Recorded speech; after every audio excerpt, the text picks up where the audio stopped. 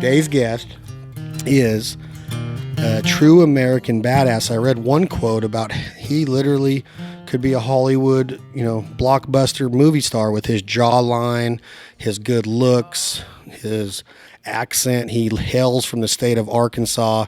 He is consistently one of the top professional bull riders in the world on the PBR tour.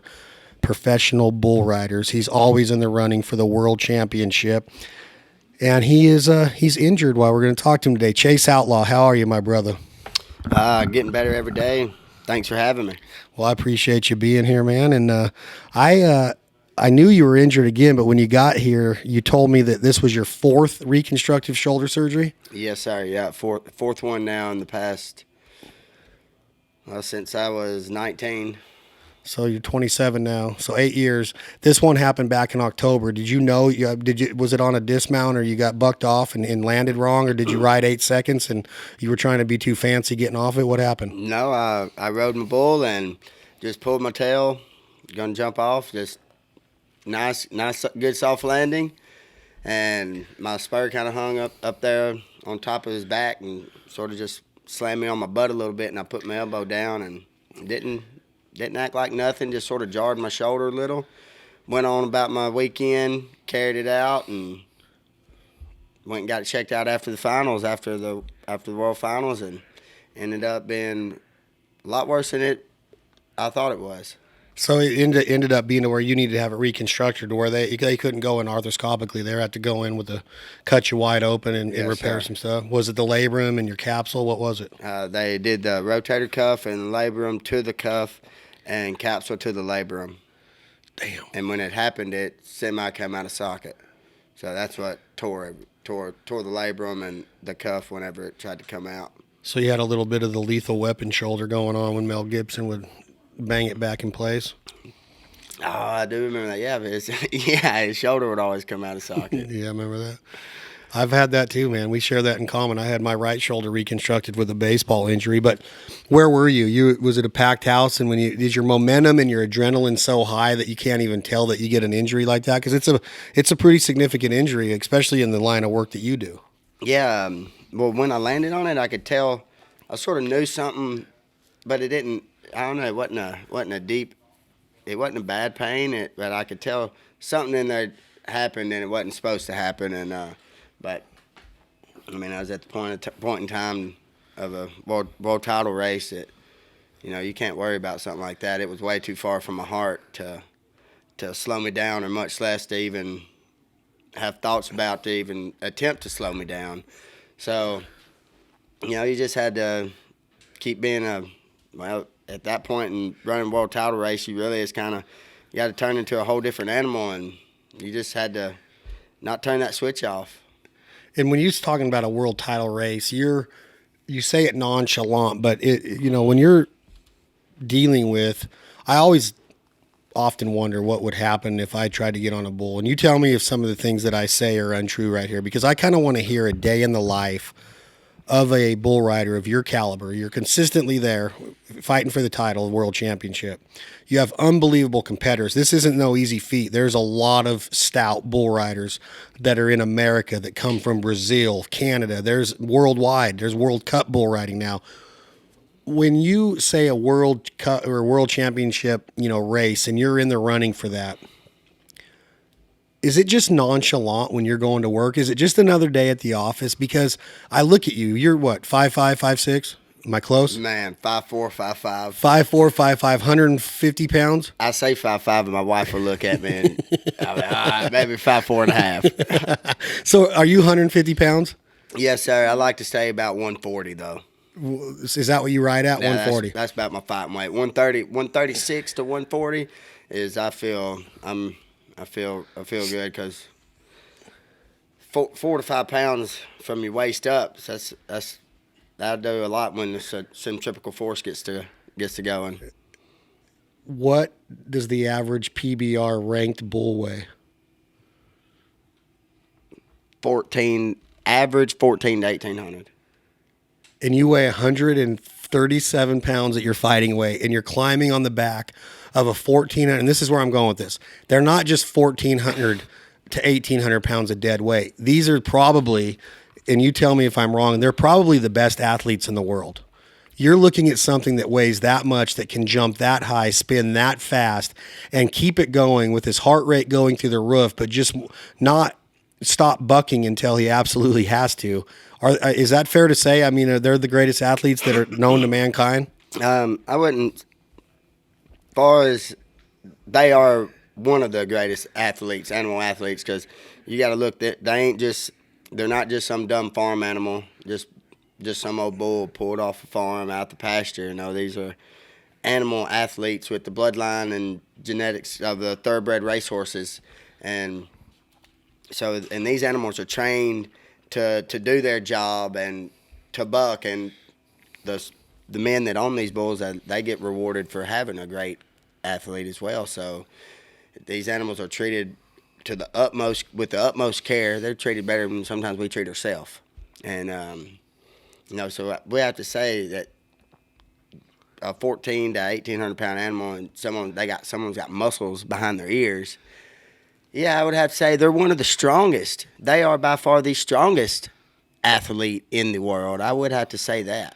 Well, if you say that they're not the best athlete, and I know that there's unbelievable animal athletes. I didn't want to say that and step on nobody's toes. I know, I get it, but have you ever heard of any scientific research or reports of how high a rank bull jumps, how high his back feet can get off the ground, or the average of that? Is there any study behind? I'm sure there is. Yeah, the PBR, they've which is tune in if anybody don't follow the professional bull riders. They need to make that your next step. Go follow professional bull riders and make that one of your next sports you watch. But yes, the PBR has really grown and made it from where a cowboy can make a living doing what he loves, being a cowboy and riding bulls. So they have went in with the studies on the G-forces and had stuff connected on our equipment, as well as the straps that are on the back of the bulls that help them to buck. And they've had straps to all kinds of little gadgets on there to measure the G-forces and the centrifugal force and all that scientific stuff. But yes, they have done that, to answer your question. And have you heard a number, like how many inches or feet these are off the ground? Not that, but the G-forces of a linebacker, it was just for instance, like I'm just going to use just solid numbers so it's easy to reference. So say it would be a linebacker would hit you at like 100 G-forces, and the G-forces of us hitting the ground from that bull throwing it was like 900, and sometimes the guy would be like 1,400 and stuff like that. It was like way more than what a NFL getting hit by an NFL linebacker and the speed of, well, I don't know the numbers of that, but it was very, if you looked at it on paper, you could see the big difference. It's crazy. I wish if I'd have known some of that, I could have got them numbers. Well, we can get them later and put them up on the website. But I've been around the PBR. I've been around the NFR in Vegas at Thomas and Mack Center. I've been around several of the PRCA rodeos in Pendleton or Reno, Nevada. From Nevada. Yeah, and Reno's a big rodeo, and Vegas has the World Finals of PBR and NFR. Big rodeo state. Have a ton of respect for the lifestyle, to the point to where I almost, it probably sounds ignorant, but I would almost get upset with people that would wear Wranglers or the cowboy attire just because it was rodeo week, when they don't even know how to really put a saddle on a horse. And then I've been educated enough time, by cowboys or cowgirls or horse people that say, hey, if they want to be a part of the culture, it's fine. And I guess it is. It was just, I always had it in my mind, like, man, what these cowboys are doing is like, it's just so American. It's so badass. It's so traditional. It's so Western. And I think that with the business of rodeo, where it went so fast, and I don't know the exact story, but I know it was something with Tough, and he went from the PRCA and had a little meeting in a hotel room, had some investors. They locked up this idea of PBR. It was all bull riders. It was bull riders in a hotel room, and they started the PBR. And since that, he's 10 group of guys, did that same, what you're saying. And they start this thing called the PBR that starts slow, get some riders in it, and now all of a sudden I would venture to say that it probably, and I'm not saying that the PRCA doesn't have strong bull riders, because they do. They have ranked bulls out of a lot of good pins and a lot of good stock stock guys that supply the animals to the rodeo. But man, it seems like the PBR's got the cream of the crop, right? Because of the money available, because of the consistency in the schedule. It seems like you guys are like UFC. It seems like there's a fight every night almost, or at least every Thursday, Friday, and Saturday, Sunday, right? Sometimes you got two cities going at a time, it seems like. Yeah, especially on the Monster Unleash the Beast series. It's one of them going on every weekend, pretty much from January to the first weekend in November. They take a couple week break there in the summer, but usually there's one every weekend. But then you got the Touring Pro and the Pendleton Whiskey Velocity Tour divisions. There's one going on every weekend, every day, every weekend of the year in the United States, Canada, Australia, Brazil, Mexico. There's a PBR event going on somewhere that you could go to. Just how bad you really want to go. There's one going on every weekend, if not one every week. So, what is the average that you probably have to go to out of all these events to be in the world title running? Last year, I think I got on right at 160 bulls. 160 bulls. And that's not counting re-rides. 160 different bulls that you have to ride for 8 seconds to qualify. I think I ended up riding 52% of my bulls. So I got on 160, so I rode a little over 80. So is that high numbers? Is that a high success rate? That's pretty daggone good to being considered you riding the best animal. There you go. Say the best animal athletes in the world. They gotta be. They gotta. I've always said that. Not that I'm anybody, but when I was telling you I go to these rodeos and get down by the chutes and be a part of it, when you see it, you're like, what animal could touch them? Well, then you got tigers and you got lions and leopards and panthers and animals that can run 70 miles an hour and take down a freaking elephant or a zebra or a water buffalo or something. There's some badass animals out there. But a bull, to come out of that little chute to where he can barely fit in it, and they pull that gate, and what happens in the next 8 seconds, I don't know if you can get that momentum or adrenaline out of anything else. I'm not saying that, there's some... I don't know, a tiger chasing me, I probably could. You probably could, but in 8 seconds, that bull has got you twisted or bucked off or going, changing direction. His head's up, his head's down, his butt's up, there's a lot of shit going on, and I'm just like, man, in 8 seconds. It's a lot of variables. A lot of variables. So I want to go through a couple things of a day in the life. You get an idea of a guy in a limousine and you're all pampered, and you get to a 5-star hotel resort and you got a massage. I don't think that that's it with a guy like you. You seem to be the guy with the straw or the Copenhagen in his mouth, window down, George Strait on the radio, or some country musician, Cody Jinks, probably with your age, and you're in a Ford pickup with a big brush guard bumper on the front. You just left the ranch and hey, it's time to get to the arena. Is it, or how does it work out? Give me a day in the life of a championship bull rider? Man, that's basically about it right there. You hit the nail on the head with that one. That is basically it. Just there at the place, keeping the place going every day, and then usually be leaving on a Friday or on a Thursday or Friday, depending on the event, being a Friday or Saturday, Sunday, or all 3-day weekend. So we're usually home and then back home on a Monday. So we're home Tuesday, Wednesday, Thursday, leave on a Thursday night or Friday morning. And so being at the PBR, that's what helps really being with the PBR. You don't have to travel all over. We're getting on all the bulls one weekend at a time. But yeah, basically that's it. And if it's under 10 hours, I'm driving. I mean, so me and my family can go with me, but that's basically about it. No, I'm not. We ain't at no 5-star hotel. We are. I mean, sometime at them big cities, like we're in New York. I mean, ain't got no Motel 6 there. But obviously we're at the nice hotels and whatnot. But yeah, that's about the nicest we live. And no, I'm not just some big glamorous. I might be a professional bull rider, but that's what everybody thinks. They said, "Oh, you must be rich and all that." No, I live in a double wide and just got me a couple acres. Well, I got me 60 acres, but not just rich, and by no means. It takes a lot of money to chase that dream, and it ain't just something that I just show up and do. No, it takes so much to chase this dream and to love what you to do something you love to do. So, and I know once that fuse burns out, it ain't gonna light back up. It ain't something I can do at 50. No So way. I gotta. What is the expectancy of a bull rider? Not life expectancy. I mean career expectancy. Are some of them doing it into their mid-30s? Yeah, 35 to 37. The guys are still, I believe, anywhere from 27 years old to 32. From 27 to 32, 33. A man's in his prime because he's matured at the aspect of as far as being in them pressured moments and making decisions, because it's a lot of decision making going on when getting on these animals. You can't. So I believe from 27 to 32, 27 to 30, probably around that time, a man's in his prime.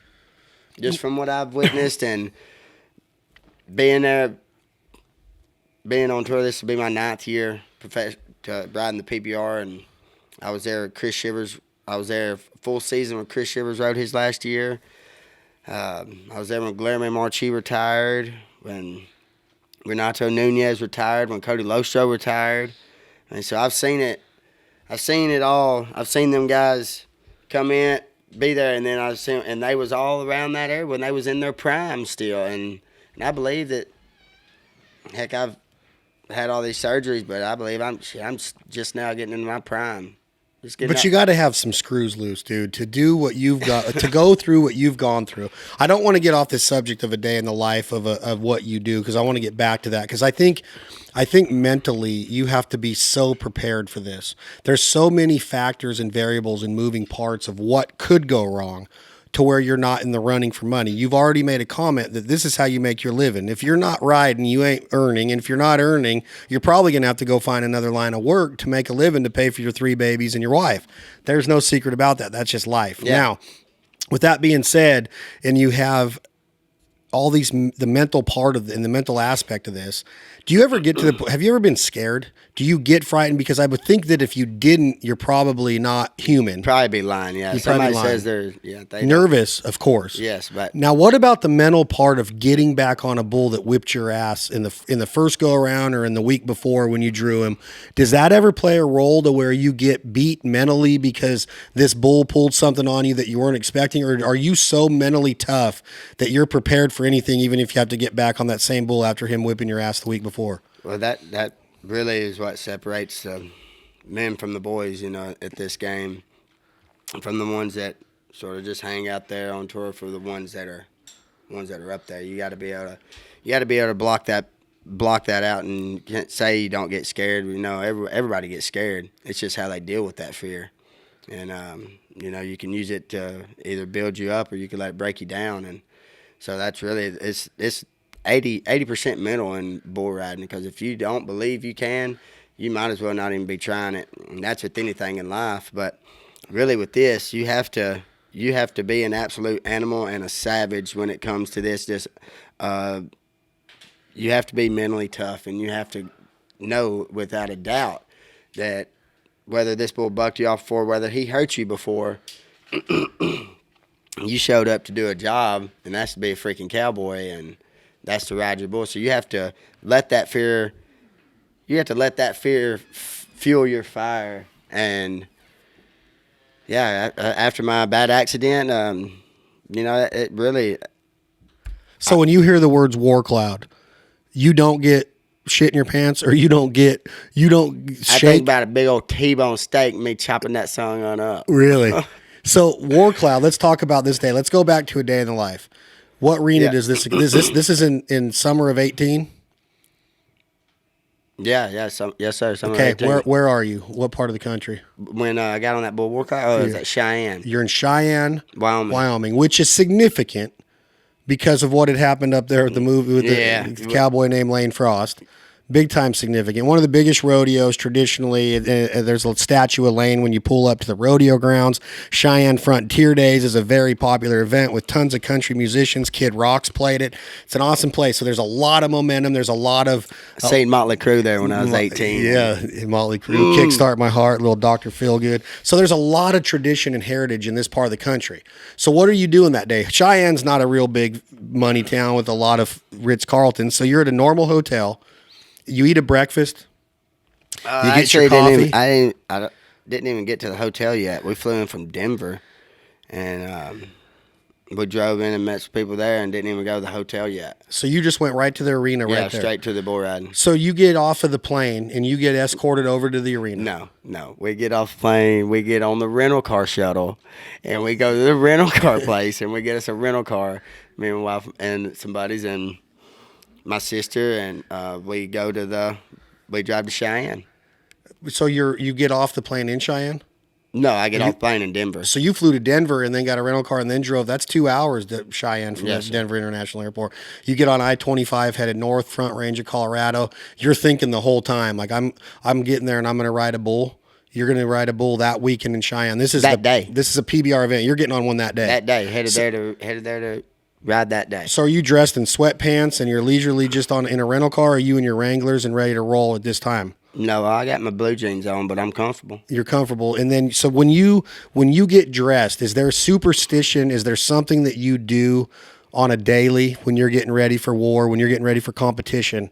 Is there something that you do? Is there a certain way that you tuck your shirt in? Is there a certain amount of starch in your Wranglers? Is there anything like that? No. Any game? So nothing. It's just a pair of Wranglers and a cowboy shirt. Yeah, because there's too many variables. Because one day, you might not be able to do that, and then there you're thinking, well, so you just, life, it's going to throw different curveballs at you, so you got to be able to adjust and. So when you're getting dressed, you wear Wranglers? Yes, sir. What kind of boots? Any certain kind of boot? You've got to have a boot sponsor. No, don't have a boot sponsor. Really? Mm-mm. No boots. Well, we got to figure that out. I like Ariat boots and Ariat boot for work and all that around. And they got some nice dress boots, but for dressing out, if I'm going out, I like some Lucchese's. Lucchese, and what do you ride in? I got a pair of Ariat boots. That you ride in? Yeah. So you're got lariats on the feet, Wranglers on the legs. What kind of shirt? Wrangler shirt? Wrangler shirt. Now, do you work with Wrangler? Yes, sir. What a great American company. Are they out of Texas? Are they out of Texas right now? I don't know. I think they might be. But you got Wrangler on. What kind of hat you wear to the arena?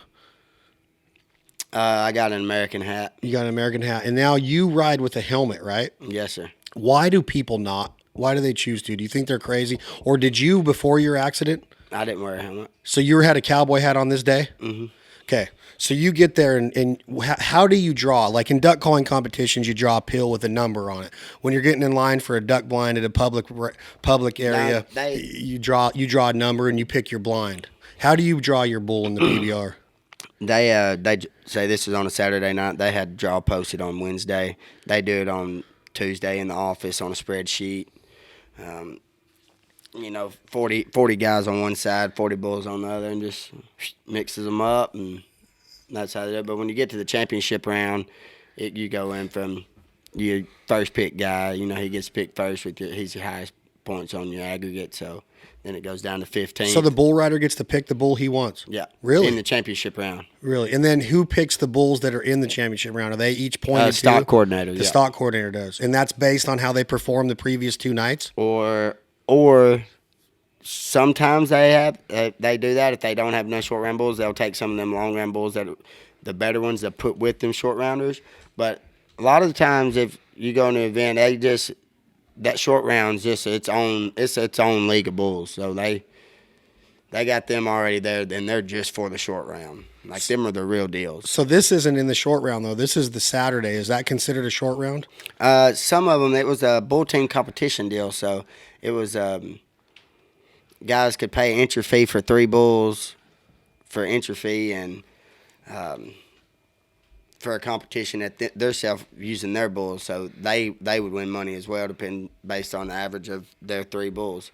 They'd have 2 long round bulls and then a short round bull. So you knew that you were drawing war, but yeah, I don't ever check the You draw. don't ever check. Because So it don't matter. That's where I was going with that, is that you don't become you don't get with your team and get video on the bull that you drew and break down what he does or what he might do? Because that son gun's just... You just take it as it comes. Yeah, because he can do one thing 100 times, or see him do something. He might jump out there and spin to the left 10 times, but then that 11th time that you get on him, he's going to jump out there and go right, and you done been studying on this bull, trying to study him on going left. Well, you done mentally programmed yourself to thinking that bull's going left. Yeah, if he goes left, it's going to work out for you. But then if it goes right, then you got to instantly reprogram your thoughts right then, reaction, and then you go back to riding like on what you would normally do. Unless you done cheated yourself so bad on thinking he's going left that you hung off over there to the side and then he's going right and he done bucked you off. You're done. So the best thing to do it, just ride him for what he does and just ride him jump for jump and be his shadow and go where he goes. So you get to the arena with your wife and some friends in the rental car. You have no idea that you've pulled War Cloud. You get to the arena you get to the dressing room and change now, or do you go to the hotel room and change? No, we just get ready there in the arena. You got headphones on with Chris Ledoux, Motley Crue going. Who do you listen? You don't get fired up with music.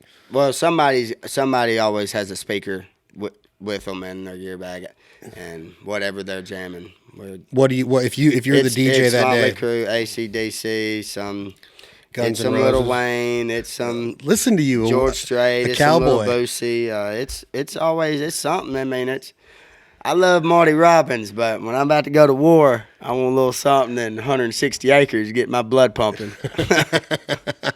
So you are a cowboy, but you'll listen to a little Lil Wayne, 6 foot, 7 foot, and you're getting ready to get on this bull. So they call you and say, "All right, you're on deck in 10 minutes." Or how does this work when you're in the arena?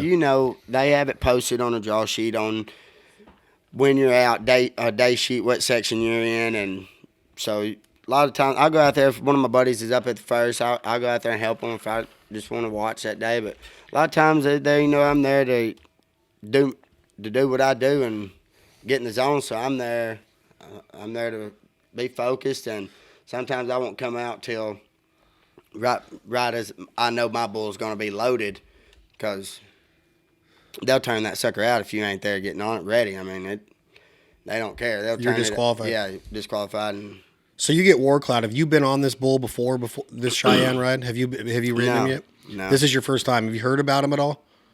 What color is he? No, he's just a gray Bramer bull, and he just got lucky that day. So tell me what happens. Can you talk about this? Is it easy to talk about it, or does it piss you off to talk about it? No, it's because the quotes are like this: Chase Outlaw broke every bone in his face except one. Chase Outlaw almost broke every bone in his face. Chase Outlaw is back after only 75 days of breaking every bone in his face. The only thing that you can tell is maybe a little laziness under Chase Outlaw's left eye. I remember the day it happened, I was watching. There was a lot of things that online that you could see going on, and then you had pictures of you in the hospital. It was terrible. It was something that I'm sitting there looking at my brother going, and I bet you this dumbass gets on that bull again after. And sure enough, not even 3 months later, you're back on another bull, and you're in the running for a world title. So take me through that day. You're on it, and you're in the chute. You're on War Cloud's back. It's just another day at the office. What goes wrong? Should have had a little more bow in my chest, I reckon. I guess my powder got a little wet that day. I really don't. That son gun just shot out. That son gun shot out like a buck deer out of a friggin' hog trap. Just shot out and then hit on all fours. And when he hit on all fours, he just threw his head up, and that momentum that I had going from him shooting out so fast and coming to a complete stop just bent down, and the tip of his horn hit me right against the bridge of my nose on my left side and right under my eye socket, and just whacked me real good. But didn't knock my hat off, didn't even knock me out. I got up and walked out of the arena and went to the sports medicine trailer. Didn't even realize it was hurt that bad. Just thought my nose was broke. Had a big old hole run across the top of my nose. And when I was breathing in, and the air was coming through the hole in my nose. Wasn't even coming through my nostrils. And I tried to blow my nose, and when I did, it felt like my eyeballs were about to pop out of my head. And that's when they got me on the ambulance, rushed me to the hospital, and found out. Did the X-ray and MRI. Had over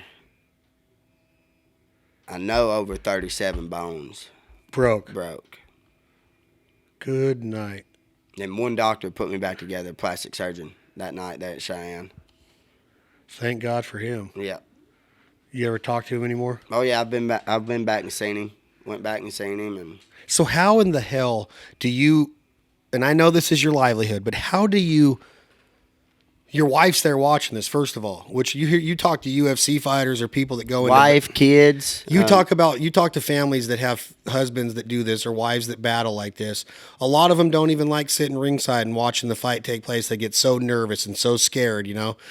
Your wife's watching this. How do you even fathom the thought that you're going to do it again? It's just the way you're wired, the way your mom and dad raised you, that you at 26 years old, this happens and you break over 30 bones in your face. Something really bad could have happened. It's happened before. It happened this year in Denver with Mason. with Mason. Not now. You obviously you're not afraid to die because you get back on a bull when you've been close to death. What? Why? What is it? What is it? It ain't the money. You just said you're living in a double wide. You don't give a shit. You don't care what kind of hotel or car you're in. What is it? Man, I love it so much. It's something I've done since I was a little kid. When I was 5 years old, I seen it on TV, and I said which I grew up on a farm. I mean, we had sheep, we had cows, horses, anything with four legs got rode, even the coffee table. So, I mean, it was just something that I wanted to do, and ever since, when I was a little kid, that's what I wanted to do. I was going to ride bulls, and it's. If I didn't ride bulls, I don't know what else I'd be doing. I really don't, because it ain't. So what's the end game?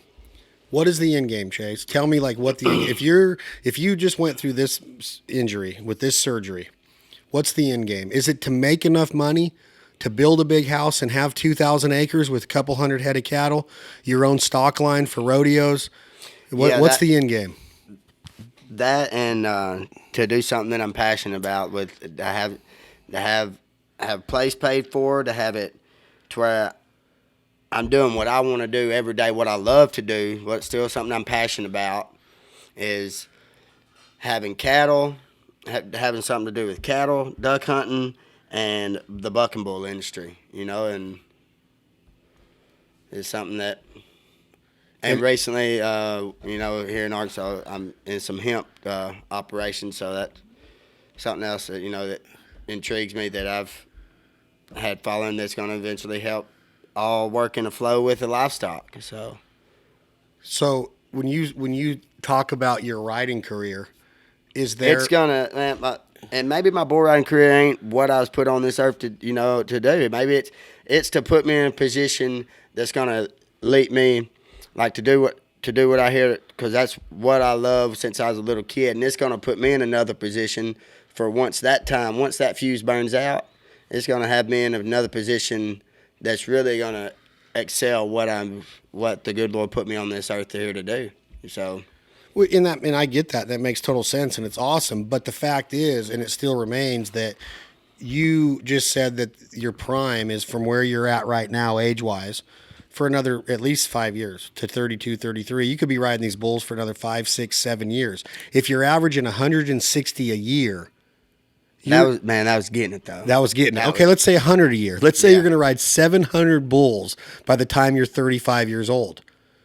That's a freaking big feat. I mean, you got to be crazy in the head to say that's how I'm going to make my living. Now, I'm not accusing you of being crazy. Yeah. I'm just saying that with kids and a wife, you have all this other stuff going on. I just can't fathom the thought that it doesn't cross your mind of saying, you know what? I've been there. My adrenaline's been tested. I've been hurt as bad as you can get hurt. I've come close to getting really bad. And there's something that's more than the money or more than the end game that's drawing you in. That end game is because to be a world champion. That end game, that's what it's. That's the end game. I thought you were talking about end game. No, I was, but this end game here, this is what I want to get to, is that you're so competitive that this year you're in the running. I'm watching the point standings every week. I'm texting you going, get it, boy, get it, son, and old son, and all the words that you use. And I'm like, get it tonight. And then you would text me a video of your ride, and then I would post it because I'm taking pride and ownership in these rides because I want you to win the title. Then all of a sudden, you're right there in 2 or 3. You're 1 for a lot of the season. Then here comes Lockwood, who won it 2 years ago. Last year it was a Brazilian right? Who won it last year? It was I can't remember. it was Jess Kaiki Jess. Jess. Was he? So he's not Brazilian. No, Jess. No, he won it this year. Jess Lockwood. He won it this year. He won this year in 3 years ago also. He but won who it in won 17. and then who won it in 18? Kaiki. Keiki, and then Pacheco. and then okay, and then Jesse won it again this year. Yes, sir. Is he your friend? Oh yeah, we're all friends. Yeah, You're all friends. Yeah, there's no animosity with the bull riders. No, because I mean he ain't putting his rope on me, and I ain't putting my rope on him. I mean if everybody, we're there to ride our bull, so that, I mean, if he wins and I don't win, it's more than likely he either had a better bull than me, or I bucked off and he rode. I mean, so usually, so if y'all both ride your bulls, this all depends on luck of the draw as well on that. So yeah, basically, it's not no animosity there. It's like, over there, we're there because we know how dangerous that sport is, and you have to be there for one another to help out. When you're in that buck and shoot, you need all hands on deck. You need, sometimes them sun guns, you got 1,700 pounds of beef leaning on your leg against a piece of sheet metal and 2-inch pipe. So it's good to have a set of boys there that help you get that bull off your leg and where you can slide up and get out on him. So, it's we're all there to help each other win, and when you see them other guys ride and make them great rides, that really, when you can see that really fires you up, and that really makes you want to win. So, what makes you a good bull rider? The competition. And physically, what do you have? Is it upper body strength? Do you have really strong biceps? Is your core really strong? Can you cinch down with your quads and your legs really good? What do you spur a lot better than the other guys because you have very good dexterity and muscle memory in your legs? What scientifically separates you and Lockwood away from guys that aren't consistently in the top 2 or 3, 4 or 5 bull riders in the world? Just your mind game. It's a mind game. It's mental. You're because y'all are strong physically. Yes, sir. Are you guys all good fighters? Do you go to the bar after and put on the jukebox and start fighting everybody in there? Or are you guys all real sweet, loving people? No, we're all sweet, loving people, but sometimes there's always them ones that do come in there looking for it, and it's usually they always seem to find us. And so, is it true? And I think I even heard it in the duck hunting community at one time. Was Shivers a brawler? He was a brawler, right? He was a brawler. He would strike more. He's a little man that strike more, whoops him. But and they would. It seemed like that. Like always somewhere, the biggest guy would always try to come to him, or this is what I've heard too. Would try to pick on him because he'd be the little one, and he would be the first one to knock somebody out or to crawl up them and put them in a chokehold. That's what I heard. Yeah. And it just like he'd be sitting there minding his business, drinking, and somebody would say something. He'd be like, not today. I heard that about him. I never been around him, but I heard he was tougher than hell. He was. He's tougher than boot leather, that's for sure. I heard that. So, what is there that that brotherhood that you saw in 8 Seconds? I know it's Hollywood, but you saw Tough and you saw Jim Sharp, who was the poet. Then you got Lane in there, and they're in a Cadillac or they're in the station wagon. I think Cadillac was a Chris Ledoux lyric. 10-4, buddy, come on back. A horse trailer on a Cadillac. That's what the daddy used to tell them boys on how to ride. Remember that song? I do. But anyway, is it like that? Is it going from you hear about Christmas, Cowboy Christmas, where they're going to all these rodeos in the PRCA in December. And that's the Cowboy Christmas is really in July. It's in July. Okay, you're right. 4th of July run. Cowboy Christmas is in Las Vegas at the NFR. The Cowboy Christmas at the convention center, the big shopping deal. They call that Cowboy Christmas. But the Cowboys' Christmas is during the 4th of July run because there's so many rodeos going on during the 4th of July that Cowboys, they can stand to win a pile of money. During that week. Okay, so that's what so is it like that with you? I mean, you're married with 3 kids, so did you have a time in your career, your rodeo career, your bull riding career, to where you were that guy traveling with some buddies in a station wagon from rodeo to rodeo and living the nightlife and getting too drunk after a performance and getting a headache and going back and putting Copenhagen in? You see that. That's the cowboy way. Did you live that at one time, or do you still ever? I did live that way, but then that was a time where I was one of them guys that was on tour, sort of right there. But then, at this level, the animals that we're getting on, and the level of the competition that we're at, if you wanted to be the best, and you couldn't do that every weekend, do that no more. You can, No. yeah, because you don't want to go duck hunting hungover. I mean, you don't want to go do anything. And I can't imagine having that. Have a matinee performance Yeah. on Sunday, and you didn't get in from the hotel till 4:30. Do some guys do that? The guys that are. Oh yeah, we do it. We've done it. Yeah. Really? That'll test your waters right there. Really.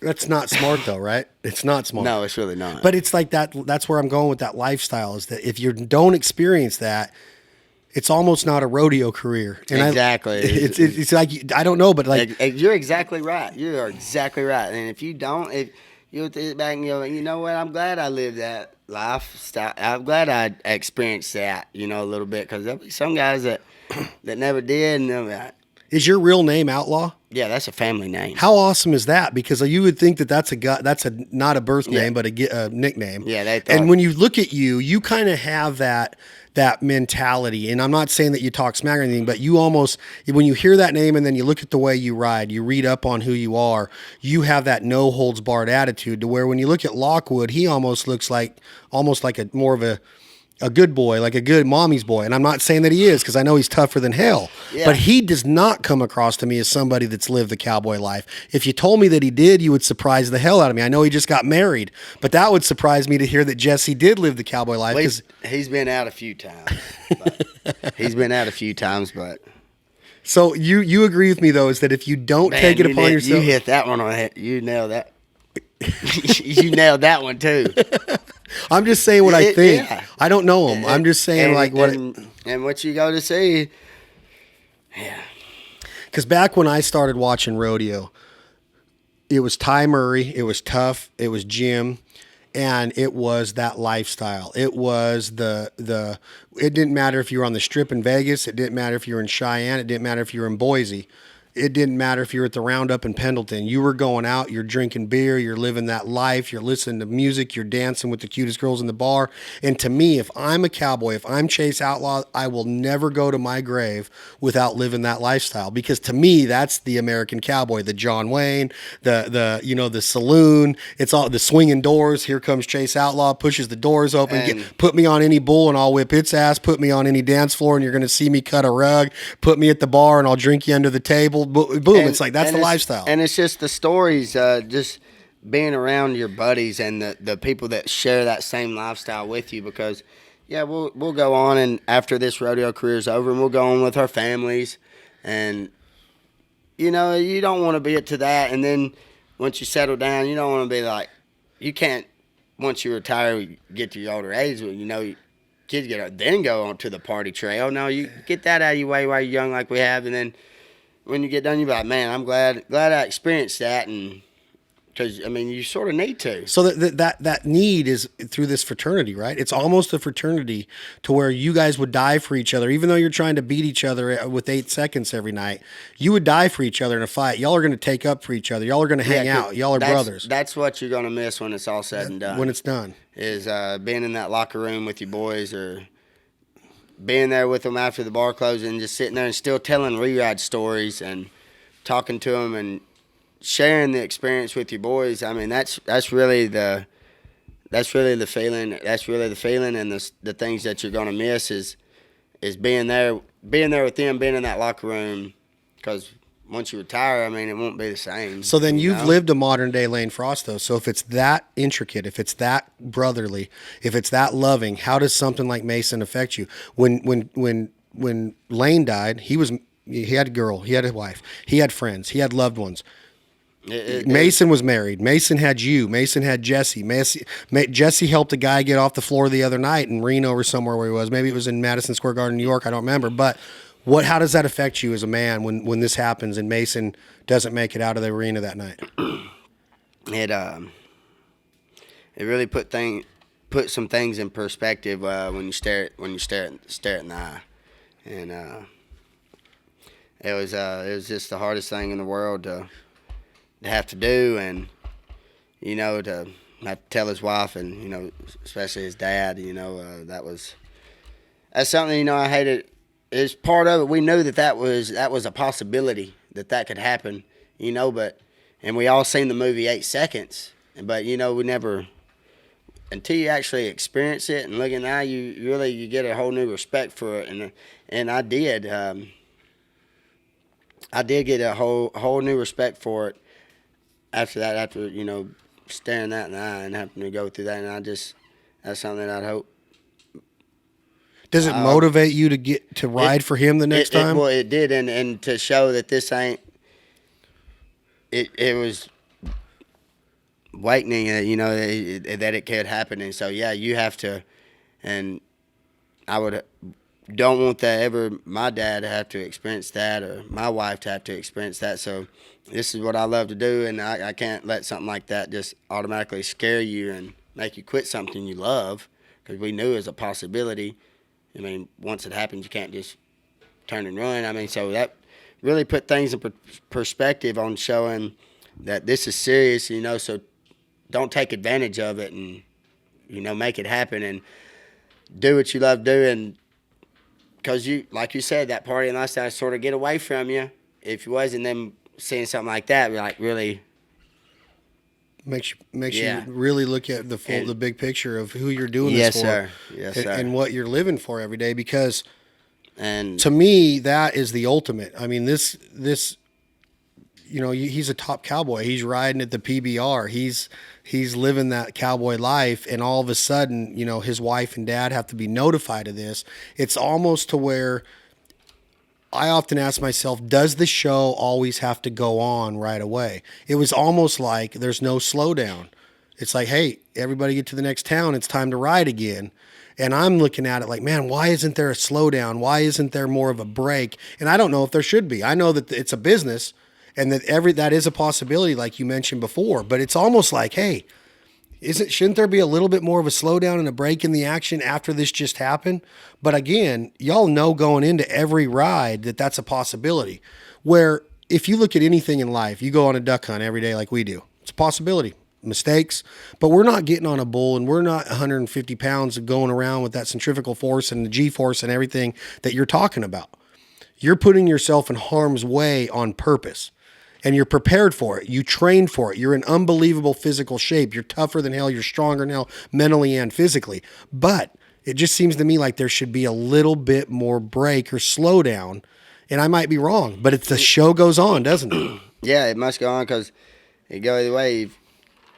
Like the guys that say the next night at the board line, you put a break on, that's just something else longer for you have to think about. But, it's a horrible circumstances for that when it does happen, and like you say, the show must go on, and it's just how often does it cross your mind? How often does he cross your mind? How often is it constant? Every day. Is it constant? Yeah. It saddens your heart every day. Yeah. He was a true friend. He was, and just like I said before, and we knew there was a possibility getting into it, and so when it happens, you can't just be. So what happens in the next 20 days for you after this? Is this when you hit the 94.75? You had some big rides. It was coming right up after that. Was he on your side? Was he watching over you then? Well, I believe that, and everybody that you think about that with everybody that passed, but yeah, whenever, especially one of your buddies that passed doing this, what he loved, absolutely, you have to think that. That he'd still be there, that he's still there riding with you. Absolutely. And, and a lot of things with this, if the power of prayer, man, if you wouldn't be able to pray and have the good Lord to help calm your nerves and tell you words of wisdom, you wouldn't ever be able to crawl out of a dark place. And, that every bull rider went to that dark place, when the ones that witnessed it that night and that was there and stared it in the eyes. And as he passed. So that the power of prayer is makes the world a difference, and that's the best year of my career was this year after that, because it put a lot of things in perspective. Give me an example. I understand kids, I understand wife and why you're doing this, but you don't just say, okay, I know that I'm riding for a different reason now, and then stick a 94.75 to where you literally have the announcers saying it's the best ride that they've seen and all this. I mean, you were on a different level of riding there all the way up until a week out or so. What did you put into perspective to start getting those results? That second and third and fourth effort is what's with anything is what keeps you alive. So that's basically about what it. So you just knew that if you didn't 100% focus on the first, but now the second, the third, the fourth, everything a bit about your effort on each ride, you started to put more analogy or more focus on each ride. Each ride individualized is because you can't ride this one before you ride this one. So you have to, you know, embody that one at the moment and take it for what it's worth, and everything is worth at that point. And then take that on to the next one. Once you conquer that one, or say you get bucked off, you have to pick yourself up and go on to that next one and still be a warrior, whether you win, lose, or draw. I mean, you still have to take that on to the next one, and just really one at a time. And that's what the perspective you got out of Mason was. This life is too special to take it for granted. I'm going to break down each day, not just my rides, but my days, because when you start to get in this psyche that the world championship is the end game, I am one of the best in the world. It's very easy to overlook a lot of important things in life on your way to that stardom, that celebrity, that money, that paycheck, that buckle, that world championship. It takes somebody way stronger to sit there and go, hey, I need to slow down, pump the brakes a minute, and start looking at life a little bit different. And I don't know, it was like I just watched something come over you to where you like were clear headed there, and like something was different about the rides. I don't know if you just reapplied yourself or if there was somebody talking to you, but it seemed to me like you refocused and were landing rides that were making people talk and had you the favorite to win the world title. And that's what I got out of it, is that something happened on that night that really cleared your head in a way. I don't know if I'm right or wrong about that, but it seemed to me watching you ride that something really changed with that. You are right as well, but yet I hadn't been able to put that into words myself. So you are right on that, but I hadn't been able to put it into words. No, myself and it makes sense. Yeah. How could you? I mean, he was a good friend, but I know you a little bit, and I couldn't imagine, you getting hurt the way you did that night on War Cloud, or God forbid something worse. And I don't want to put a black eye on what bull riding is and what being a cowboy is, but when you have a lifestyle like that, I've always envied it. I've always looked at it like, man, I would love to try that. Everybody wants to ride a bull. Everybody wants to fly in an F-14 or an F-16 fighter jet. But being on a bull is like the most American, hard, badass thing that you could do. To me, it's such a blessing to be good at it. Exactly. And to make a living at it. And I think that's probably what you're putting into perspective, is that there's no entitlement in this. It could be taken away today. Just like that. And even with one of these injuries, I mean, I've sustained 4 shoulder surgeries now, and in the face, and, at any point in time, it's just absolute testing. It could, any point in time, it could be over just like that. But I'm gonna put that in perspective. It could be over just like that. So I'm doing a little bit more to take pride in it and be a world champion, because it could be over tomorrow. And so when you say it could be over tomorrow, Chase, how hard is it for you right now in the position you're in right now to know that Madison Square Garden just happened? Reno just happened. Jesse gets high bull in Reno one night. I think he won New York, didn't he? Yeah, and Denver's going on right now. And Denver's going on. And Denver's an awesome rodeo state. I mean, the Denver Livestock Show and the PRCA is one of the biggest rodeos in America. I don't even know what they are anymore. It was Cheyenne at one time, with Houston, Denver, Reno, and Calgary. Stampede was big. There's a lot of big rodeos. But what does it do to an athlete like you to know that you are in that brace right now, and you can't be. And it could happen to anybody. Jesse was out last year for a long time. Yeah, it could. I mean, that's just. We all know that's a possibility. I mean, that's part of it, but it don't do nothing but fuel your fire. You can either let it wear on you and weigh on you, and you can get sad and feel sorry for yourself, or you can pick yourself up, you can make it go on and get ready for that next one whenever you know you are going to ride. And this is occupational hazard. I mean, it's part of it. So there's a lot of occupational hazards in your line of work. So I mean, just you have to take it for what it's worth, and just know that as long as you don't consider yourself out the fight, then you're not out the fight. But the minute you consider yourself out the fight, you might as well not try to enter yourself again, because it ain't going to work for you. Have your sponsors always understood that you're in the fight, even when you're out of it, like you are right now? You can't ride. Yeah, can't ride. You got your face. And I've always come back stronger than ever after an injury. So that's they've shown a lot of faith with me. My sponsors have shown tons of faith, and I wouldn't be where I am today if it wasn't for them. I got Monster Energy, Yeti Coolers, Wrangler, Western, WSM Auctioneers, Four Bears Casino, Can-Am, Off-Road, 100X helmets. So, I mean, without them guys, I wouldn't be where I am. And, I mean, obviously they knew how dangerous it was getting in the line of work, to sponsor a bull rider. So, they've seen how I've come back and handled adversity. So, I'm just... I think it's really cool that you hear extreme sports and you hear Monster, Rockstar, Red Bull. A lot of those extreme sports are motocross, which are considered some of the best athletes in the world. The way that their heart rate gets up, their arm strength, core strength. I mean, they're racing at like 170 beats per minute at a heart rate for 30 minutes or 30 laps or whatever. Great athletes. They're put in a position of wrecking. They got a lot of shit. But those were considered the extreme sports, the snowboarding, the skateboarding, all that stuff. And now when you watch bull riding, it's like 100% of bull riders have that green am. Some of them have Rockstar. I don't know if Red Bull's in the game.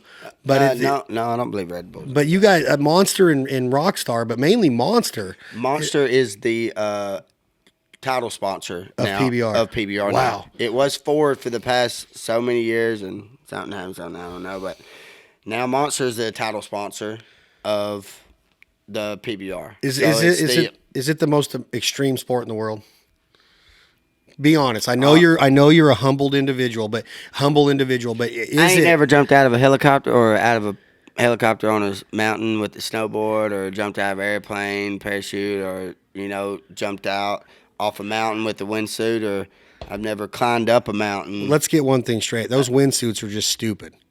That's not even cool. Well, those things are just nuts. Those flight suits or whatever they are. You wouldn't do that. Oh, boy, that climbed El Capitan free soloed. Crazy free solo. Like I mean, you can't. And them guys that do triple backflips, like Travis Pastrana. I mean, you can't. It's kind of hard to pinpoint and say what is the most extreme, because I wouldn't do what they do, and Travis might do what you do. Travis might. They'd say. But they wouldn't do it as much. Like it's consistent. That's the difference. They might try. That's the difference. Might try, but it's something that we all respect. We're all extreme, and we all respect each other for what they do. And it's just, I don't want to go off and say it's the most extreme, but it's pretty freaking dangerous. I know it's one of the only sports that you can buy a ticket to, and you're going to pay for the whole seat, but only use the edge. It is, too. It's an amazing... what the PBR did when they took the whole rodeo, you got a 2-3 hour performance and nothing but bulls, right? You don't have to... and I'm not saying that calf roping and steer wrestling and all that isn't awesome. Barrel racing, those girls are flying on those horses. They're studs. But now this is just straight bull riding. The reason they put the bull riding at the end of the rodeo is because that's what people sit there and wait. Everybody wait and watch, because that's what people come for, is to watch the bull riding. The fireworks, man. It's true. It's what they wanted to see. Even though there's a lot. Fred Whitfield was a talented son of a bitch. Everybody wants to go to a NASCAR race. For the final lap. Everybody's expecting for a wreck, but nobody hopes for a wreck. But they know one's gonna happen. Yep. So it's just like your bull riding. there's going to be a wreck in that arena that night. Yeah, I mean, that's pretty, people would come. I mean, they know it's going to happen. They hope it don't happen, but they know more than likely, like you said, a 137-pound man getting on an average 1,700-pound animal. Stupid. So crazy. So how important is Flint Rasmussen in bullfight? Is he considered a bullfighter? No, by no means. I would not. No, I would not trust that man. If there was a bull in between me, if Flint Rasmussen was in between me and a bull and my wife, if it was between my wife and Flint Rasmussen to protect me from that bull, I'm gonna put my money on my wife. He's just a comedian. But he's awesome, isn't he? He might save me with a good hat throw. He can throw his hat pretty good. Yeah. But no, he's just he keeps the crowd going. He is a comedian. He's an athlete on his own. I mean, he's on his feet that whole 2-hour performance, dancing, never stopping. I mean, he's almost 60 years old.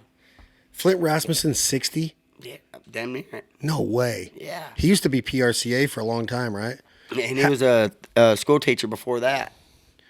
Is he from Oregon? Choteau, Wyoming. Montana. Choteau, Montana. How important are the bullfighters?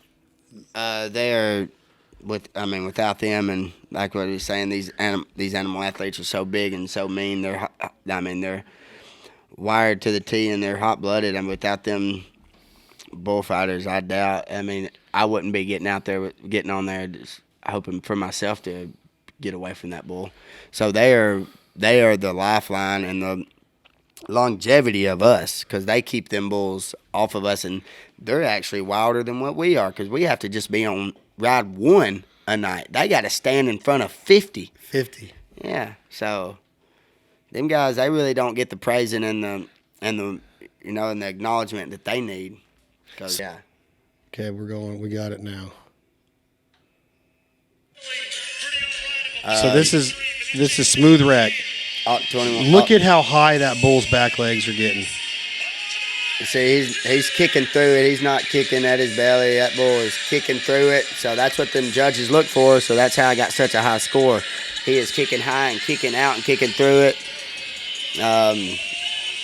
They scored him a 48 on a 49 on a 48 on one side, and one judge had me to be 98 points. 98 points. 98 points. Would that have been the highest ride of the season? That'd been the highest scored ride in PBR history. Really? Yeah. 98. What is the historic? 96 and a half. And you were 94.75 that night. What's your highest ever? Was that it? 94 and 3/4. And at Cheyenne, I was 93 and a half on that same bull just a few months later. Or just the next month, actually. So do you think that you have a chance to win the world title in 2020, being in a sling in mid-January 2020? Maybe not win the world title unless just the way the point system is. I'll be able to come in, make the world finals, win the world finals, and then you could probably finish in top 7, top 8. But 2021, every 2021, I know it. I know that that's going to be it, that I'm dominating, and for sure going to have my name on that gold title, on that world title gold buckle. I want to be able to, I want to be there for it. I think it would be so with just everything that you've endured with I can't imagine, reading the articles on the wreck, and especially when it happened. Well, and what you're saying, what I've come back from when I was 93 and a half, that was at Cheyenne the very next year at same place that you got beat up at. Same place I got hurt at, come back, and I won that event the next year. Which is a feat in itself. Yeah, and it's only one of 4 PBR major events that they have, and it was one of them. So what is your inspiration besides your family? Do you look to the history of bull riding? Do you have heroes? Absolutely. Who are they? Chris Shivers, Jim Sharp, Ty, Justin McBride, Ross Coleman. I mean, them guys, they really, that's what I watched growing up. But, yeah, them are my idols. I got lost on that. How dominating is Ty Murray to win? How was he 7-time all-around cowboy? Or 9-time. 9-time all-around cowboy. But what did he do beside bulls? Saddle bronc and bareback. So all three. At the NFR, he'd make the NFR on all 3. He'd get on 3 head a night for 10 days in a row. He'd get on 30. He'd get on 10 bulls, 10 bareback, and 10 saddle bronc in 10 a day. 10 days, Yeah, 10 days in a row for the NFR. That'd be 30 animals that he'd tie himself to in 10 days. Crazy. I mean, that's. Do you talk to him? Oh yeah, I see him every weekend when I'm at the PBR and whatnot. So, but that's just unbelievable. You know what the human body can do. I mean, and what the human mind can, potentially build you up to do. I mean, so getting on 30 animal athletes in 10 days, that's doing something. Amazing. What do you think he would have done if the PBR was around back then? Well, he was one of the guys. He was with the PBR when it first came on. He was. Was he one of the owners? Yeah, he was one of the founders. He was. Yeah. Is he still in the founder? Oh yeah. Well, PBR is owned by Endeavor and. They got bought out, and made some money on the deal. Yeah. But he's still one of the main announcers. They still got a hand in it. They do. Yes, but sir. Tough doesn't. Tough started his own now, right? Tough Yeah. Mentor or something. I don't know how it's doing, but I have no idea. But it seems to me that the place to be for the money in the buckle is the PBR. Yeah, can you be a PRCA cowboy and a PBR bull rider at the same you're time? really gonna stay going. Dalen Swearinger, he actually just won Chicago this weekend.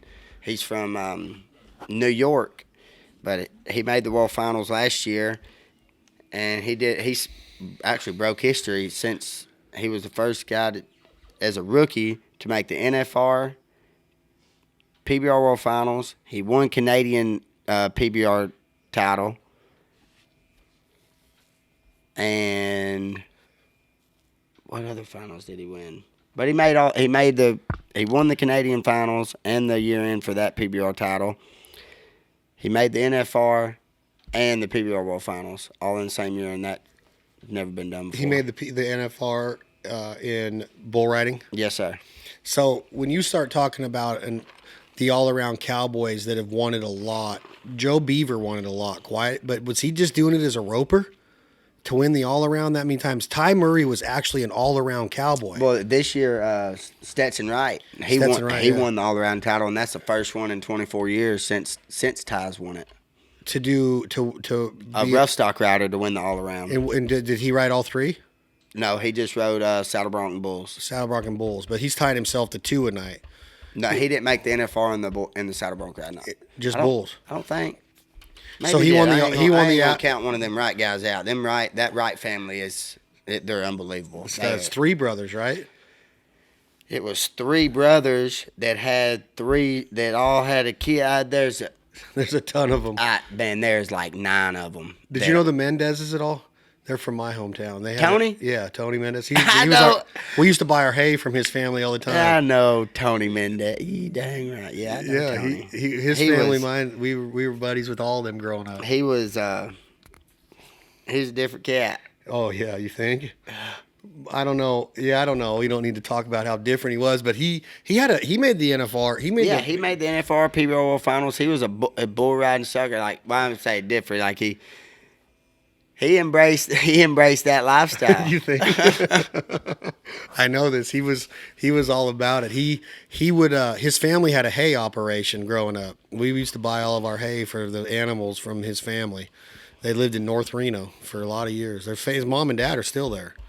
But yeah, that's fun. Small world. So what do you think that you're going? Yeah, he's in Colorado now, I think. Yeah, he's in Springs, I believe, south of Denver.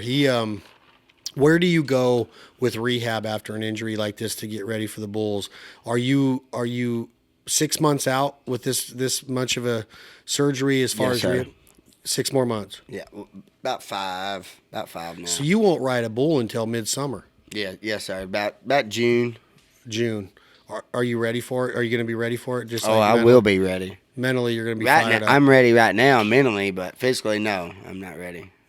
But by the time June rolls around, I'll be more than mentally ready, and I'll be raring to go and can't go for raring. So who are you out? Who are you watching right now? Who's your money on right now that you've seen so far? It's hard to ever count Jesse out. Yeah, I mean, you got to do. You know he's gonna win, but I mean, I'm pulling from everybody really, but Gage Gay, Matt Triplett, Man, I'm really hell, I don't want nobody not to win, but I'm really been expecting Triplet to been waiting on him to crack out and win one, and Gage too, because they both need it. And is Lockwood just a competitor to where he's tough to beat mentally? He just is all he's on his A game every night. I mean, most of you have to be, but what you told me what you had mentally and physically. What does he have? Is he built a little bit taller than you guys to where he's got a little bit more control of the bull, or what separates He's him? my size. Is he really? Yeah, we're all about the same size. We're all about the same size. He's my size, and but Is it just he gets better bulls? he might weigh about 115. That's younger than he's Tiny. tiny. Yeah. 115 pounds. I guarantee him or Jose Vitor Lemmy, I bet you they ain't nothing over 128. Wow, that blows my mind. And he's married to a world that won. His wife won the world bull barrel racing, right? Yeah, Haley Kinsel. Is that her first world title? Plays second. She a sweetheart. Do you know her very well? I know if I said, hey, Miss Kaylee, how are you? Haley, how are you? But not as far as, like, as we all, like, all of us know, like, some other buddies' wives, like, I know them, whatnot, but not as far as, no, I met her through Jess, so I'd say. I never known her. What part of Arkansas are you from? Hamburg, Arkansas. You were born and raised there. Family farm? Just, Went to high school there? yes, sir. Just straight south of us. And where did you get your inspiration for the rodeo life? Was there anybody in your family, or did you just see it on TV? Like My you dad said? rode bulls a little bit. He did. But nothing professionally. I mean, he just did it for fun. And then when he had my sister came, he didn't do it no more, and he got a job. But we was always cowboys. We choke wagon race. We always had something there to ride. You went to high school in Hamburg. No, I went to high school in Atkins, Arkansas. Yeah, And then you went and Hector. straight into being a professional cowboy? Yes, sir. No college. No. So you just said, screw it, I'm getting in my truck and going to a rodeo. Were you an amateur for a while? No, as soon as I graduated, I was riding CBR, which was Tufts At one time, league when I was still in high school. And then as soon as I graduated high school, I went to the PBR and made my first world finals when I was 18 years old. And 18, you went to the World Finals. And how many have you made since? this will be 9 this year, Every year you made it. since I was 18. That's crazy. Are you considered one of the best in the world right now? By your peers and by the judges and by the critics? Or are you looked at as somebody that's just now hitting his flow? Or what do they say about you? I'd have to say that, well, just hitting my flow, but really both. Just hitting my flow and the best in the world. So growing up in Arkansas, though, when you're on the rodeo trail, is there any other things that you mentioned duck hunting before? You're all about guns, shooting, living off the land, duck hunting. You love it. And have you ever heard about this place we're at right now? Yes, I've heard about this place. This is, if you duck hunt and you live in Arkansas, you've heard of this place. And to be here is just such an honor to be here today. But other thing that gets my blood pumping and blood flowing other than rank bulls, slinging horns, bucking, is orange feet and yellow beaks. And that's really being in the duck hole with your boys is just like being in the locker room with your boys at the bull riding, and it's the exact same atmosphere.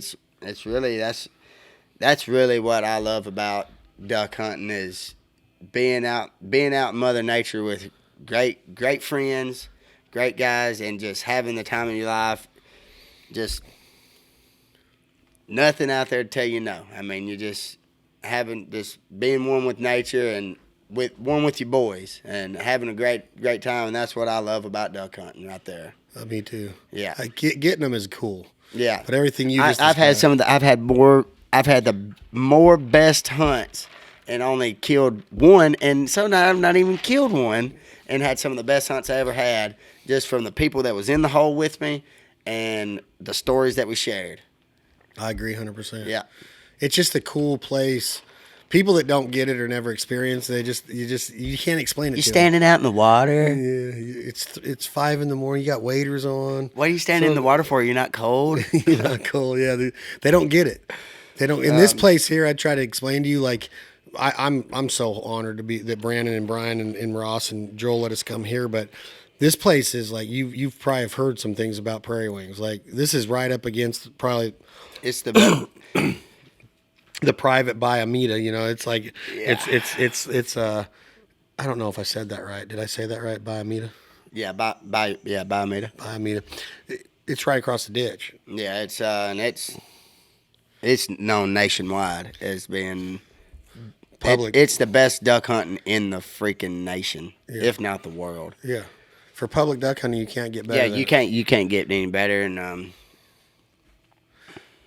just So in the state of America today, when you see the people that stand up against what we love to do in the guns and the shooting and the politics and all of it, does it ever make you think how lucky we are and how blessed we are to have what we have, as far as like, hey, we need to do our best to get new people involved in this. We need to protect this. That's what my whole deal is like it's easy just to do it, but there's also ways you can get involved. And I think that you have that ability with the voice and the platform that you have to be one of those guys to say, hey man, living off the land is cool. Yeah. Eating wild game is cool. Absolutely. And it's the people that try to shut it down that's never done it before. Exactly. They've never experienced this, and and I was raised an old country boy, and if it say all this does shut down, what are you gonna do? I mean, you can't go to Walmart anymore. No. I mean, so it's something that my granddad taught my dad, and it's something that my dad taught me. I mean, I remember when I was about 6 years old, 6, 7 years old, duck hunting. We'd saddle the horses and had the horses, and we'd go and we'd ride the horses into the hole. And I would be 6 years old, and we'd ride into the refuge where we was hunting. At this particular time was Cutoff down there. And I know Cutoff Creek. Yeah, it's got them handicap holes in it, and I vividly remember us riding off in there on the horses, and my dad setting me off on the handicap pads there for me to hunt. And I mean that's something like that'll. You got pictures of you and your family and your daddy with ducks on a horse? Man, How cool would that we be? probably got that somewhere. That is the coolest sight. But I do. I remember that vividly, and that's that's something.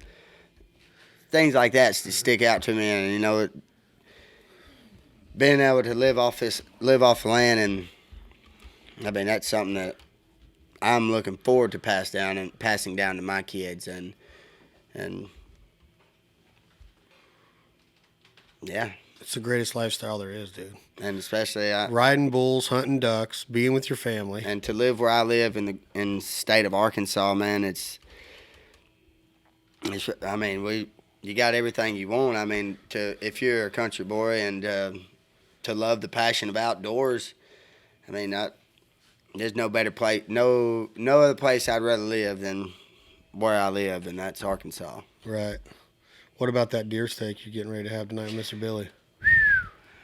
I smell it lingering in down the hallway. Oh, I do too. It's crazy how good it is. Wait till you put some of this in your mouth. I'm telling you, like, different level. I think I can make good deer steak. My daddy made good deer steak. This, Chase, I'm telling you, is on a different level. You want to call somebody and tell them, hey. Yeah, you all need to get over here and try this. Yeah. I'm telling you, then tomorrow you eat a little bit for breakfast. You gonna go out in the woods with us tomorrow? I don't know if I have a waiter that'll fit you. What size are you? It don't matter, huh? You don't need one that fits, do you? I mean, what is it, about shin deep water out there? No, it's a little deeper, but not much. But it's a nice boat ride. It's a real good boat ride. So 2020, you're not going to be in the running for the World Championship unless something really miraculous happens. If you don't start until June. Unless, say, if there's not one guy or two guys that does all the winning in the first half of the year. Say there's 6 guys, say there's a different guy winning every weekend, where it's 6, 7 guys spread out of that getting all them points up, and then I come in at the second half of the year. I'm fresh, I'm hot, which I've always have been. Setting back these guys, they got half a year getting on bulls, so I'm coming in fresh. JB Mooney did it when he won his first world title. Come in and win every event in that second half, and then win the world finals. You world champ right there, and only came half the events. So, but if one of them guys, say if one guy gets all them points, and then come in, I could still win every event and do it. But that one guy just got so many, and he finished that second, third, and fourth throughout. But if it's spread out between a group of guys, to where all them points go to say 8 guys instead of 2. You get what I'm saying? Oh, yeah, I get it 100%. So the more spread out it is, the better chance you have to make that up, because if nobody's I do got my job. If you do your job. So it'll be all still be up to me whether if I make the finals or not. I still got to do my job. How much of a stud is J.B. Mooney?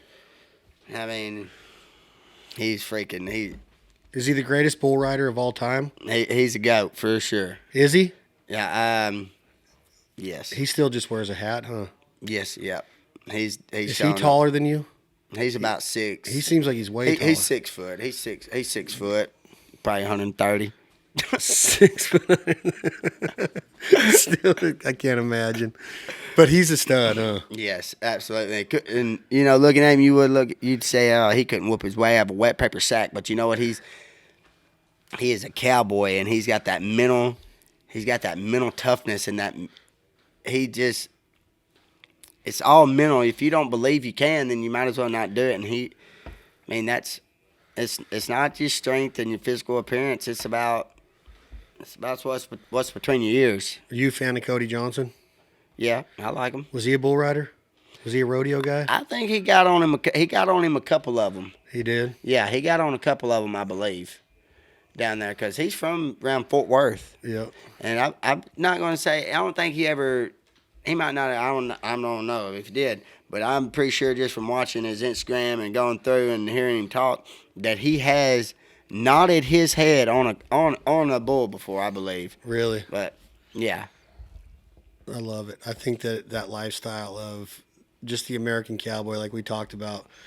I'm a big fan of the movie 8 Seconds, but I'm also a big fan of the rodeo circuit and what it does and what it means to America and the cowboy way and getting Western and understanding the land and how to mend a fence or saddle a horse, ride a horse, how to live off the land, how to ranch, how to farm. You're living that lifestyle. It's not something that, you're just a prima donna about. And I think that's what is neat about the American tradition of rodeo, is that if it gets a bad rap for animal cruelty, those people have no idea how good these animals have it. They're living on a different set of luxury, right? And it's probably the people that's over there complaining about the animal cruelty probably got a leather pair of shoes on. Yeah, they got a leather pair of shoes and a nice little fur jacket. But I don't know. I just think that whole lifestyle is so badass. And you're a Louis L'Amour novel, a Jerry Jeff Walker rodeo song, and just everything about rodeo. When you're in the arena, even like Thomas and Mack, I wish sometimes was outdoors. I love outdoor arenas. I love being outdoor at a rodeo. I just think Rodeo America is cooler than that's what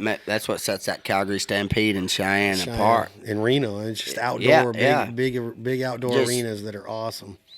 It's a different atmosphere, and if you never experienced it, you might want to plan your next vacation to a big outdoor rodeo. What do you tell a kid that wants to be where you're at when he's 26, 27? Is it mental? What do you tell him? Just like, what advice do you give him, Chase? Because it's not, is there luck? Is it mental? What is it? You can't be scared. You can't be scared to be scared, because you're going to get scared, but you have to know how to fuel that fire. Because tell him, yeah, you're going to be an opportunity. You don't want to do it, but you got to make yourself do it, because you got to.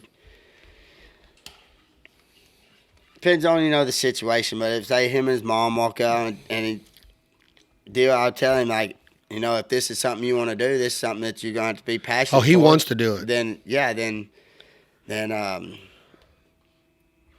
telling a 13-year-old kid, I mean, he's still got a long career. I mean, long time to do it, and that's something a lot of these young kids are trying to do too much too fast. Like they're trying to grow up too quick to get on, trying to get on these ranked bulls too quick, and trying to move up too quick. Like go when you're ready, and you'll know when you're ready, and don't let nobody else tell you.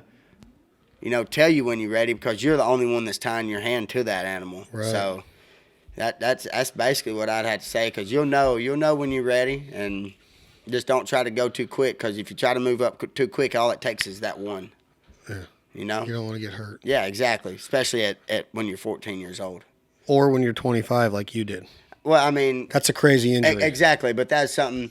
I was at the bull ride, and that was... You don't want to do it when you're 14 and get scared to ever get back on there, 14 years old, yeah, and go get on one or enter the open bull riding when you're 14 years old, when the opportunity you could be getting on a bull that was just at one of our televised events, and you're 14 years old getting on, and then there you go, he wrecks you out, wipes you out. Whenever you have many years left to do this. Take it slow, go to that junior rodeo, or know what I'm saying? Oh, like yeah.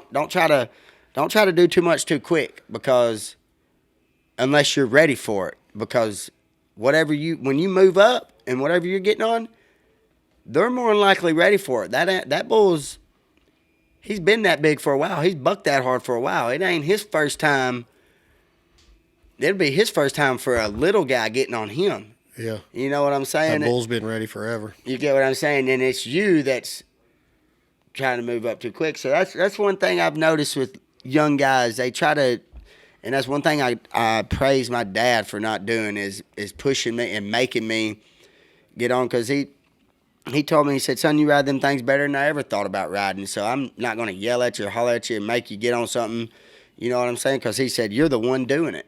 Right. So that's something that I praise my dad that he never made me do, because I seen some of my buddies that they were a year younger than me, and we were in the junior bull riding together, and then he would be in the junior bull riding, and his dad would make him enter the senior bull riding too, and he would get wrecked out in the senior bull riding, break his arm or something, when he had no business riding the senior bull riding. Like he was like, so that's one thing I'd have to say to kids is don't try to rush it, like you, because all it takes is that one to crack your egg, and once it cracks your egg, if you can't handle it, then you'll never be able to come back from it. Right. And did you ever have your egg cracked when you were that age? yes, sir. When I was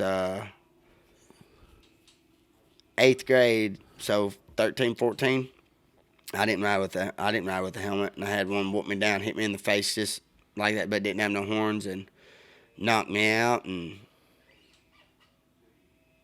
but it didn't crack my egg. It tried to, but Right. that was a test, and I could either let it break me down or it built me. And just like back at Cheyenne, when that happened, I said, there's a possibility. I've dealt with this since I was a kid, so you need to pick yourself up by your bootstraps. You can lay there and let people feel sorry for you, and then you start feeling sorry for yourself, and then you know where that road leads you. Nowhere. So In anything in life. with anything in life, and that's So one day I want to go. I want to be your guest at the PBR. I want to go down. I want to get a little pass to go behind the chutes, and I just want to see your approach and your mentality of getting on that big 1,700-pound machine that is going to spin faster than we can spin, jump higher than we can jump, and he's there to do one thing, and that's to get rid of you. He wants to leave that thing snorting snot. He wants to be the man, and he wants to be going out of that arena knowing that he just bucked Chase Outlaw off on his ass. you just about called me Chase Lockwood. No, I didn't. I was almost going to say Law. No, I would never call you Lockwood. I was just thinking about how cool it would be to be there when you win or get one of these 91, 93, 94, 7.5 rides that the announcers are going crazy for, the arena's going crazy. It's so badass to see what PBR has done with its crowd participation. Like NASCAR meets UFC, meets John Wayne movie. It's just so awesome to know these people are spending their hard-earned money to buy a ticket to watch a 130-pound dude get whipped around on a 1,500-pound bull and just sit there through the whole thing and love it. It just shows you how strong that is to the American culture and the American lifestyle is rodeo. Yeah, and Getting Western. without them people, paying $100 and something a ticket of their hard-earned money to come watch what we love to do, what we're passionate about. I mean, that's so you have opportunity. I mean, you sort of have a responsibility to uphold and give them people a good show. I mean, and you do. Yeah. That's how if you don't give them a good show, then you're not doing what you're there. You've built your career. Exactly. You don't really WWE it, but you get animated. You aren't faking it like WWE is. Even though WWE guys are unbelievable athletes and tough dudes and acrobatics and athletes, you're out there putting your life. Exactly. They big and act tough, but they don't get put in the situations to have to be tough. Yes, exactly. And they know exactly what's coming their way. You are adapting. You got to be versatile. You got to know. Improvise, adapt, and overcome is what I tell myself when I'm in there about to ride. You got it, because you don't know what that someone's about to do. You don't know what's going to happen. No clue. Yeah, no clue. Let's go eat. I want to talk to you about hunting tomorrow. We'll go strategize with Brandon. I want to talk about a PBR event when you come back. Maybe I'll come to the first one back after the injury. I don't know. I might be like your little guy that's going, oh my God, Chase, don't do it, man. I just don't want to see you get hurt. But dude, I appreciate you being here. Appreciate you coming on the podcast. I look forward to hunting with you tomorrow, eating some smothered deer steak with you tonight. Glad you're at Prairie Wings, Arkansas. Glad you're here, buddy. I'm glad for each and every one of them. Check. This episode of the This Life Ain't For Everybody podcast, again, was brought to you by our friends at Dick CPEC Tires and Wheels. Please check them out and support them. Please support all the partners and sponsors that support us. Check out Chase Outlaw on Instagram, Outlaw365, at Outlaw365, and check out the Professional Bull Riders on Instagram, at PBR. Look for them on all of the sports carriers, NBC Sports. They're all over national TV. You can find them online, YouTube videos. Look at what these guys are doing. They're supreme athletes on top of supreme athletes, and they're there for our enjoyment. But keep your prayers going for them, for their safety, for their family, and let's keep Chase Outlaw's return to the arena and on those bulls. Let's keep him in our mind, our thoughts, our prayers as he recovers from another surgery in his shoulder. Y'all check him out again, Outlaw 365. This has been another episode of This Life Ain't For Everybody podcast. I'm Chad Belding for Chase Outlaw, the PBR. Thank you guys so much for listening. Tom Rashashine, please hit that button. This is 2 a.m. Logic, My Foul Life. Dude, I've listened to a lot of people talk before, and I've done lots of interviews and listened with people and talk. Man, you talk real good into that microphone.